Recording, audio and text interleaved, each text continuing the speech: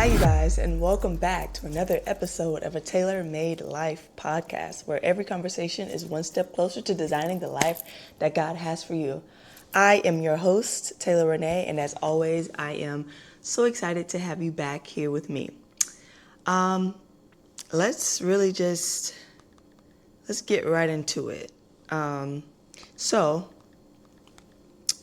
lately, I've been exploring this new feeling, this new stage in my life, right? Where basically the things that I once wanted and that I once desired are being shifted and changed. So the things that I wanted before, I just don't want them anymore, right? And so it kind of led me to this idea of pivoting. Like, what does it mean to pivot? How do you pivot? What does navigating a pivoting season look like, right? What do you do when the thing that you've been praying for no longer satisfies you? You know, I think that's an interesting feeling that, I mean, to be honest, that I have felt it before, right? But it was met immediately with something to replace it.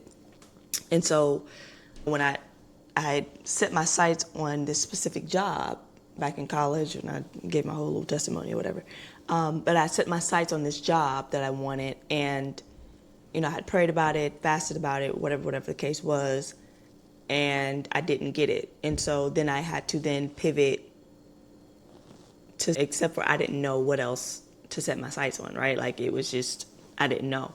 But I navigated it during that point, but I didn't know, again, I had no real recollection of what was happening, right? I was just kind of living in the moment. I didn't realize that I was pivoting. But this time, right, earlier this year, I wanted to step out and go on tour. Now, I worked for a concert promoting company, and so the role that I occupy right now, it doesn't require me to tour in a traditional sense, like on the road with the artist, right? But I wanted to pursue that. I was networking, I'm sending out my resumes, I'm meeting people, I'm building those relationships, right? That led to some type of momentum, right? So I'm excited about it, right? I consulted with my friends, my family, God. I'm like, yeah, I think this is what is next for me. And then out of nowhere, there was a silence, right? So all that momentum that I had built up was just kind of dead. But then during that silence, right, something happened, something switched, and I realized that my heart was changing. That pause, that second to kind of breathe from the momentum revealed that I don't want this. At first, I thought the pause was like a delay, as we typically do. I had even given myself until the end of this year to be on a tour. That's the kind of timeline that I was on.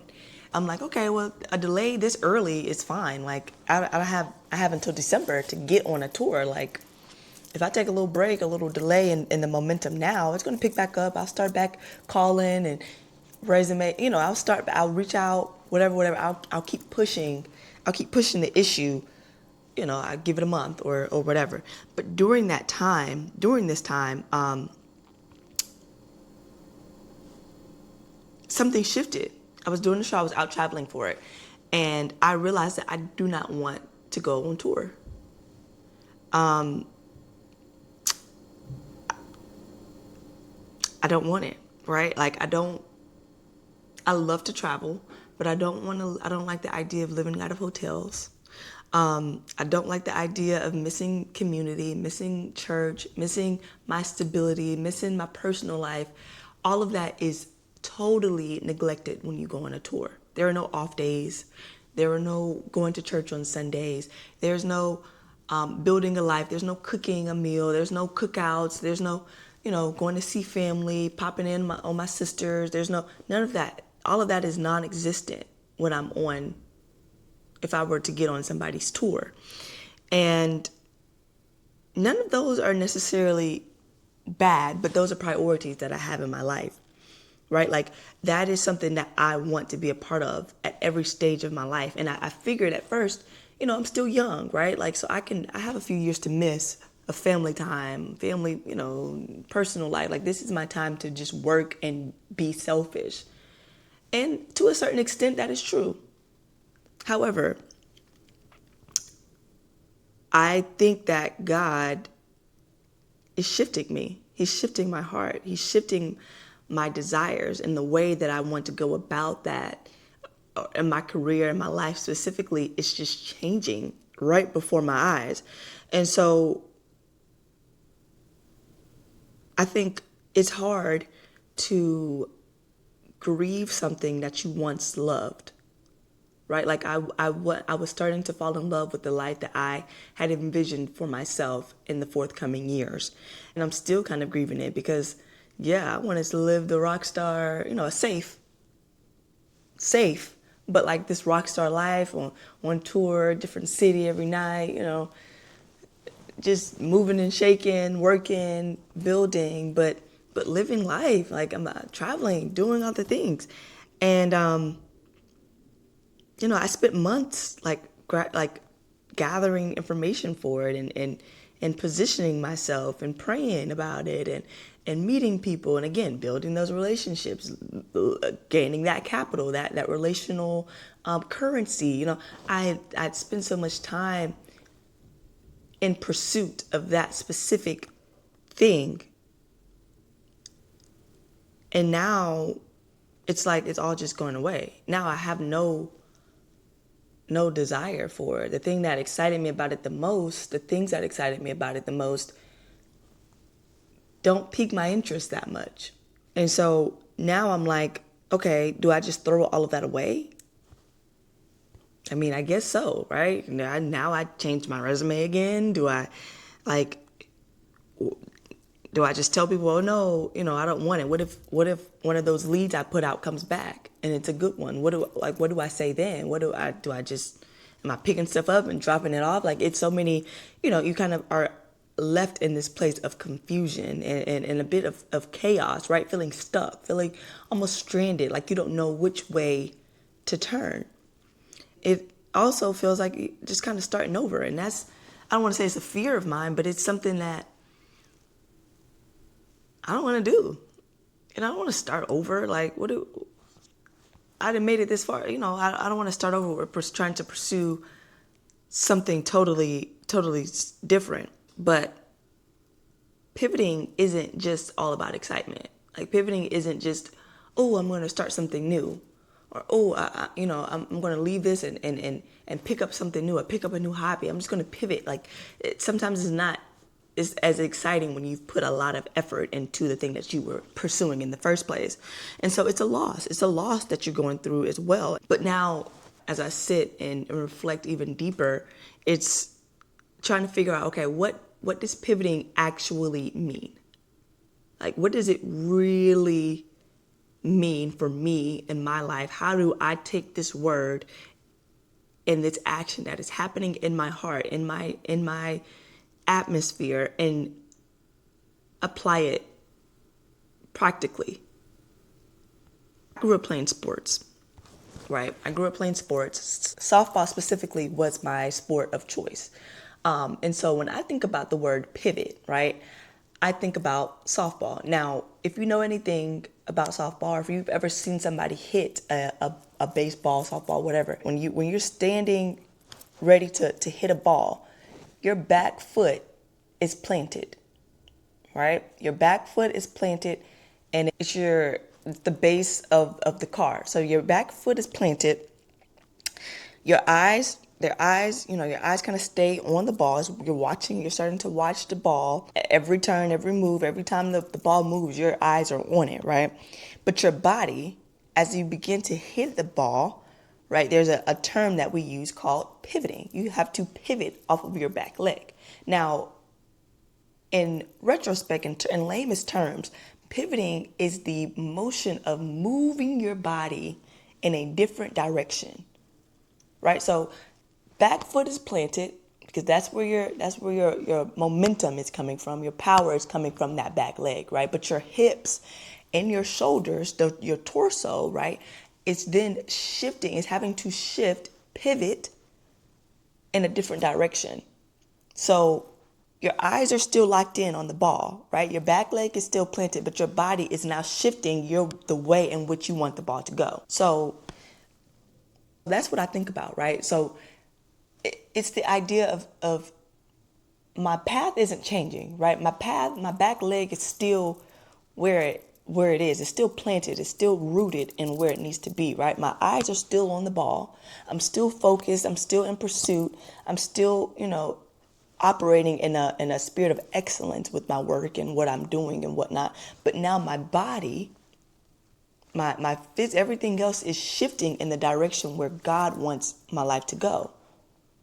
Does that make sense? So that is like when I put all of those things together, that is what a pivot is. And so now I'm navigating that. But it's so cool to think about it in a practical sense because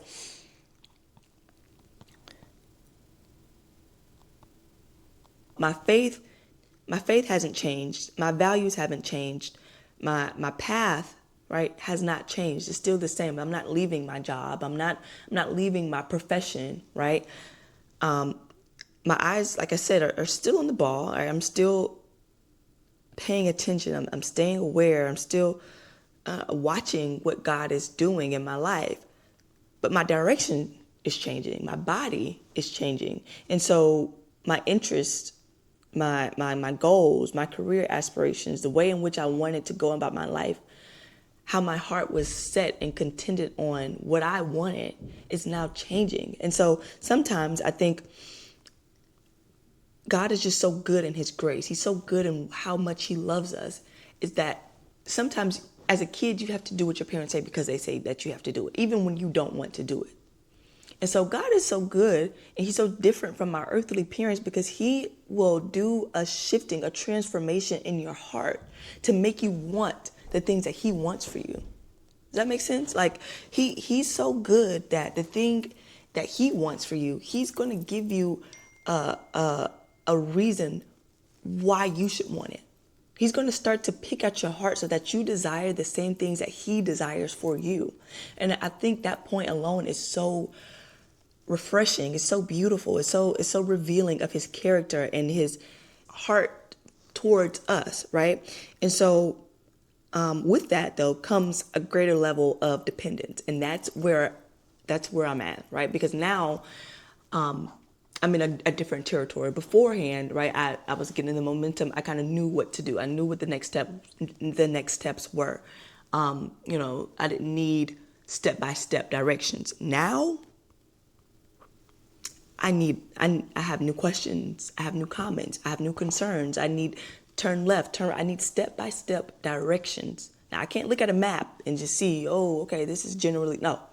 I need God to say, hey, go this way. Hey, talk to this person. Hey, do this, do that. Like it's a greater level of dependency. It's a greater level of neediness that I am relying on him for. And so now I need God differently, right? Because my position has changed. My direction is shifting in my face, and I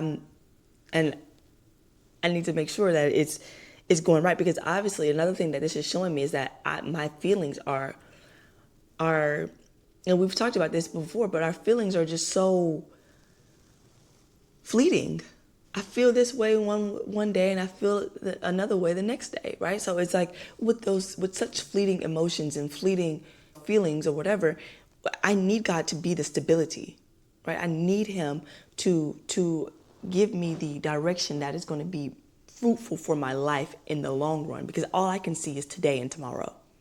He can see the beyond. He can see me as a 30-year-old married woman with children. Like he knows the career I would need at that point, at that stage of my life. And so what I'm doing right now is leading up to that moment. If I'm going on tour, if I'm doing the things that I thought I wanted at 22, 23 years old, what is that setting me up for?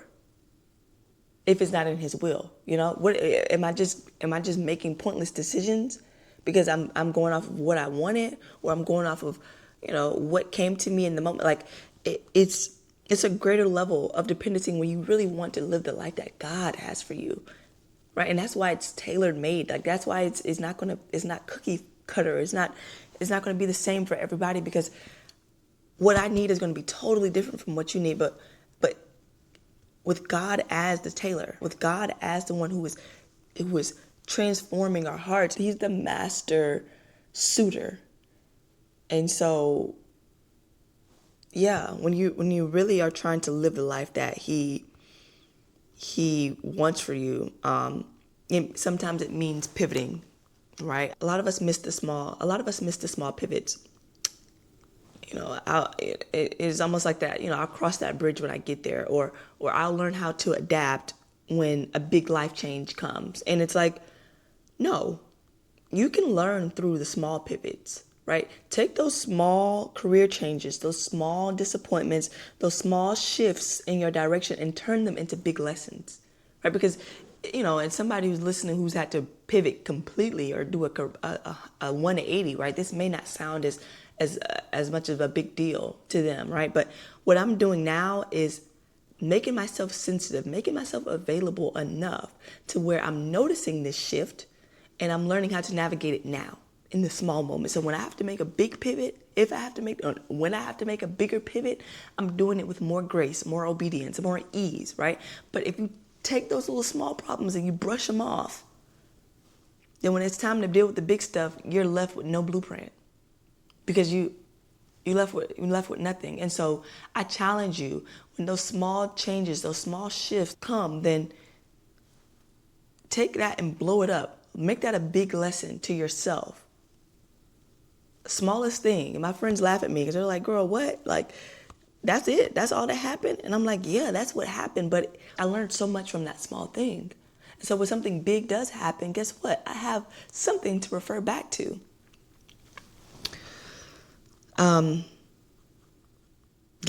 Those moments teach you how to navigate larger transitions later on in life. So yeah, take the small problems and turn them into big lessons. In closing, my pivot right now looks like dependence.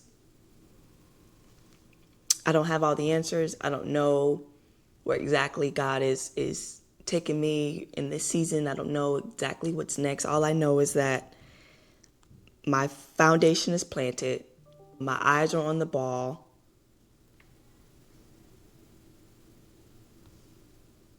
And I trust that God is going to direct me in my next move. So maybe you are in a season where your dream is changing, or you're having to accept, you know, a different dream or a different reality, right? Maybe you're realizing that what you wanted 6 months ago isn't necessarily what you want today. And that's okay. You're not starting over. Like, you're just pivoting. Adjust your direction while keeping your foundation intact. I think that's kind of what I'm doing right now, and how you do that is shifting your perspective, shifting your dependence level on God, needing Him more, communing with Him more, communicating with Him more. That's how you're gonna to navigate that shift. So yeah. Thank you for watching. That's all I have for you today. And as always, I thank you so much for just being here, being on this journey with me. Continue to just be a part of it. We're going somewhere, man. We're going to be just ready for God's assignment. That's the mission. That's the goal here. Is to just prepare us for God's assignment on our lives, and to be kingdom builders. So yeah. Thank you so much. And until next time, bye.